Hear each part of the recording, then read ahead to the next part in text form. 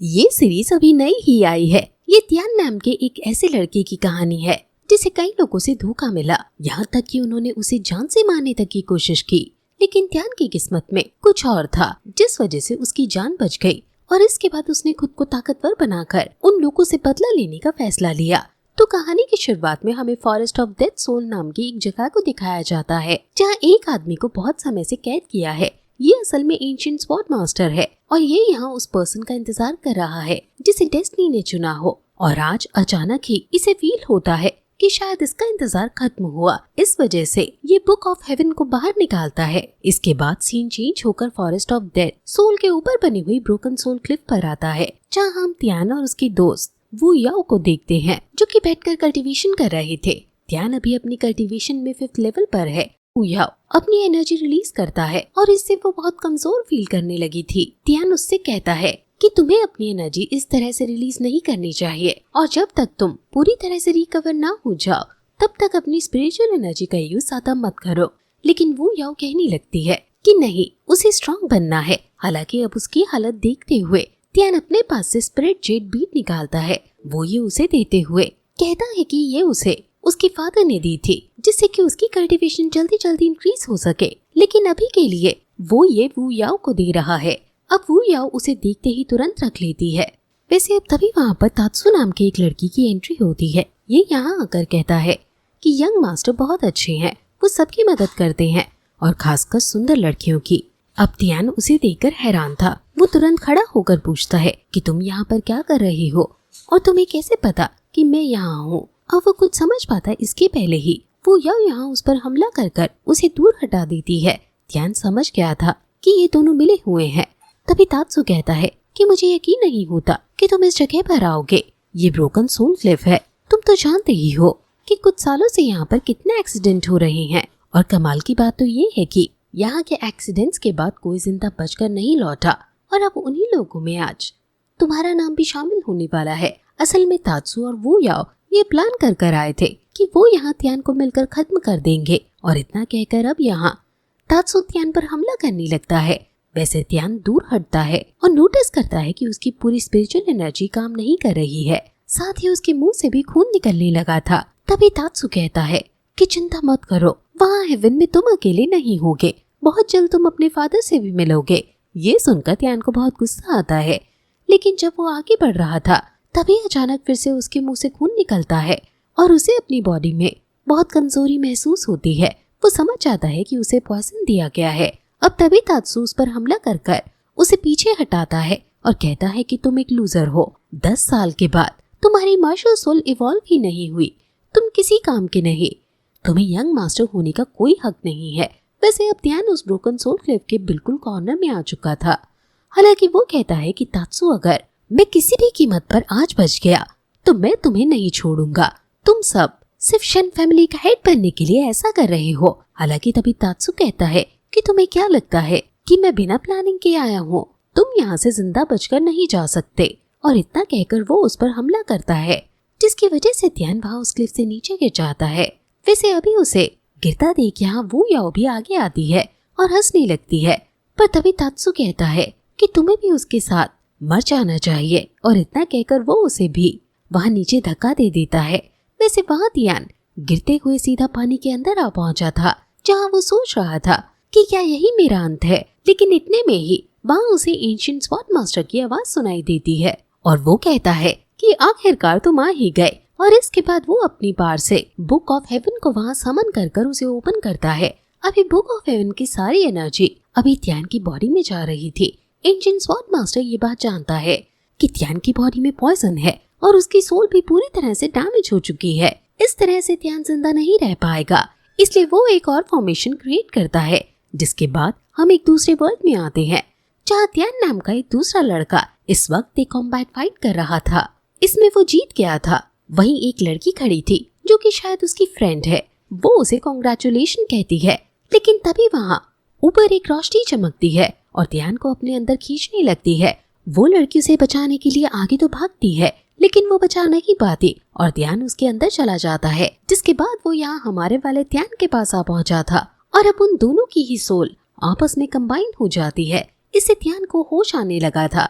जब वो आँख खोलता है तो वो डेथ ऑफ सोल फॉरेस्ट में था, लेकिन अभी वो आजाद नहीं था।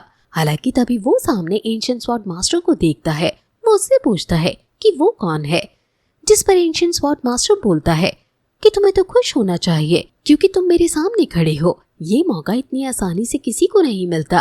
वैसे त्यान जानता था कि उसे यहाँ कैद किया गया है। एंशिएंट स्वॉर्ड मास्टर बताता है कि उसका एक ड्रीम है जो कि वो यहाँ कैद रहकर कभी पूरा नहीं कर सकता था, इसलिए उसे एक बॉडी चाहिए। अब त्यान समझ आता है कि वो उसी की बॉडी को लेने वाला है। त्यान याद करता है कि उसे अपने फादर को भी बचाना है। वो कहता है कि वो उसे जाने दे, लेकिन एंशिएंट स्वॉर्ड मास्टर बोलता है कि तुम्हें तो खुश होना चाहिए कि मैं तुम्हारी बॉडी का यूज करूंगा सबसे ताकतवर स्वॉर्ड मास्टर बनने के लिए। और इसके बाद वो अपनी एनर्जी वहाँ त्यान की बॉडी में भेजने लगता है जिससे वो उसकी बॉडी को कंट्रोल कर सके। त्यान कुछ नहीं कर पा रहा था। हालांकि उसे वो लोग दिखते हैं जो कि उस पर हंसा करते थे, और आखिर में वो अपने फादर को भी देखता है। यहाँ वो अभी एक और लड़की को देख रहा था, इसका नाम ल्यूसी है। अब त्यान और इसका क्या रिलेशन है ये अभी हमें नहीं बताया जाता, और उसका बिहेवियर त्यान के लिए हमेशा से अच्छा रहा है। अभी त्यान उन्हें याद करते हुए सोचता है कि उसे यहाँ से निकलना है। तभी उसे वो दूसरा वर्ल्ड वाला त्यान दिखाई देता है जो कि अभी ये सब चीज देख रहा था। वो अपना हाथ बंद करता है। उसके हाथ में एक स्टोरेज रिंग थी। अब उसके ऐसा करते ही अचानक त्यान के सर पर एक स्वॉर्ड सिंबल क्रिएट होता है और एक एनर्जी निकलती है जो कि यहाँ एंशिएंट स्वॉर्ड मास्टर की एनर्जी को अपोज करते हुए खत्म कर देती है। साथ ही वहाँ एक जायंट स्पिरिचुअल स्वॉर्ड भी क्रिएट हो चुके थे। वैसे अभी यहाँ त्यान की बॉडी में वो दूसरे वर्ल्ड वाला त्यान कंट्रोल कर रहा था। वो अपना हाथ साइड में करते हुए अपनी तलवार बाहर निकालता है और यहाँ एंशिएंट स्वॉर्ड मास्टर पर हमला करते हुए कहता है कि तुम बस एक सोल हो, फिर भी तुमने रूल्स ब्रेक करने की कोशिश की, तुम्हें इस चीज की सजा मिलनी चाहिए। अभी ध्यान के अंदर इस मिस्टीरियस पावर को महसूस करते हुए एंशिएंट स्वॉर्ड मास्टर समझ चुका था कि ये जिस किसी की भी सोल है वो मार्शल आर्ट और स्पिरिचुअल पावर दोनों में ही बहुत ज्यादा ताकतवर है।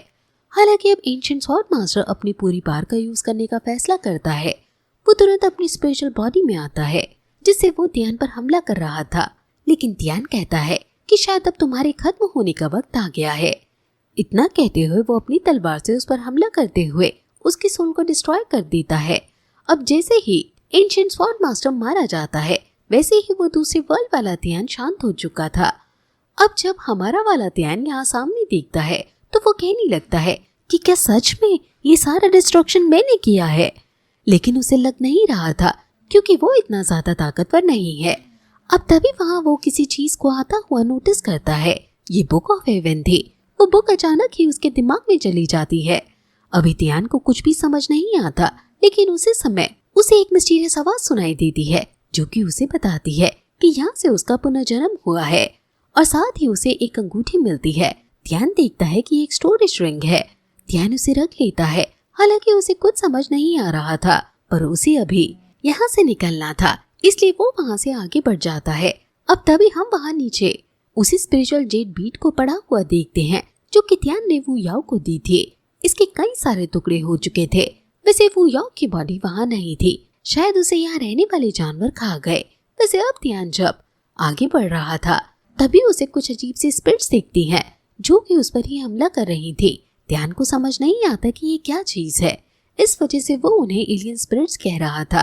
ध्यान उन पर हमला तो करता है, लेकिन उसके हमलों का उन पर कोई असर नहीं होता। इस वजह से वो भागने लगता है। भागते हुए उसे अपनी तलवार की याद आती है और वो तुरंत अपना हाथ ऊपर उठाते हुए स्टोरेज रिंग से वही तलवार बाहर निकालता है जिसने कुछ देर पहले उसकी जान बचाई थी। इसकी एनर्जी की वजह से उसने एक ही झटके में उन सभी एलियन स्पिरिट्स को खत्म कर दिया था। इसके बाद उन एलियन स्पिरिट्स की सोल यहाँ उसकी तलवार से होते हुए ध्यान की बॉडी में अब्सॉर्ब हो चुकी थी। अब ध्यान को ये चीज भी समझ नहीं आती। हालांकि जब वो उस तलवार को पकड़ता है तो अचानक ही उसे अजीब सा महसूस होने लगता है। अब वो उस तलवार को नीचे लगाता है और कहने लगता है कि इसके अंदर बहुत ज्यादा एनर्जी है, मुझे इस एनर्जी को शांत करना होगा वरना मैं इसका इस्तेमाल नहीं कर पाऊंगा। अब इसी वजह से वो बैठकर कल्टीवेशन करने लगा था। कुछ ही देर में उसकी बॉडी फ्लोट करने लगती है और अचानक से उसकी बॉडी से एनर्जी रिलीज होती है, जिसके बाद हमें पता चलता है कि उसने 6 लेवल पर ब्रेक थ्रू कर लिया है। ध्यान अभी इस चीज से बहुत ज्यादा खुश था। असल में सब उसे कमजोर और लूजर इसलिए कहते हैं क्योंकि उसने पिछले 6 साल में एक भी ब्रेक थ्रू नहीं किया था। हालांकि अब वो यहाँ से आगे बढ़ना शुरू करता है। आगे बढ़ते हुए रात हो चुकी थी, इस वजह से वो एक गुफा में रुककर वहीं रात गुजारने का फैसला करता है। यहाँ अभी वो उस अंगूठी को देख रहा था, तभी अचानक से उससे एक और तलवार निकलकर यहाँ उसके हाथ में आ जाती है। ये तलवार देखने में बहुत अच्छी थी। ध्यान सोचता है कि ये तो कमाल है, और तभी वो उस अंगूठी को फिर से ऊपर लाता है और कहता है कि क्या इसके अंदर और कुछ भी है। जिसके बाद उसके सामने दो बुक्स आ जाती हैं जिसमें 2 फॉरबिडन टेक्निक्स लिखी हुई थी। अब ध्यान उन्हें देखता है और सोचता है कि कमाल है, इस तरह की टेक्निक्स मैंने पहले कभी नहीं देखी, मुझे ये जरूर सीखनी चाहिए। वैसे अब वो सोचने लगा था कि वो ऐसी जगह पर आकर गिरा है जहाँ से पहले कभी कोई जिंदा बचकर नहीं लौटा, और यहाँ आते ही उसे इतनी सारी चीजें मिल गई। उसे एंशिएंट स्वॉर्ड मास्टर की कही वो बात याद आती है कि उसे ही डेस्टिनी ने चुना है। वो सोचता है कि ये बात सच हो सकती है। हालांकि इसके बाद वो इस बात को ज्यादा ना सोचकर उन दोनों फॉरबिडन टेक्निक्स को सीखने लगता है।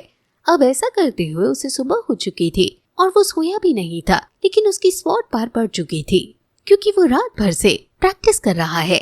साथ ही speed of wind and ice attribute के कॉम्बिनेशन से अब वो हवा में भी चल सकता था, जो देखकर वो खुद हैरान था। वो सोचता है कि इस तरह की टेक्निक सच में आज तक मैंने किसी को यूज करते हुए नहीं देखा। आखिर वो कौन है जिसने मुझे ये टेक्निक्स दी है। पर फिर तभी उसे वहाँ किसी के आने की आवाज सुनाई देती है और फिर वहाँ एक लड़का आता है। वो लड़का आते ही दीवार पर उस तलवार के निशान को देखता है जो कि त्यान की ट्रेनिंग के दौरान बना था। वो लड़का त्यान को नहीं पहचानता था, पर त्यान के इन अटैक पार को देखकर उसे लगा था कि त्यान आउटर सेक्टर का कोई डिसाइपल है।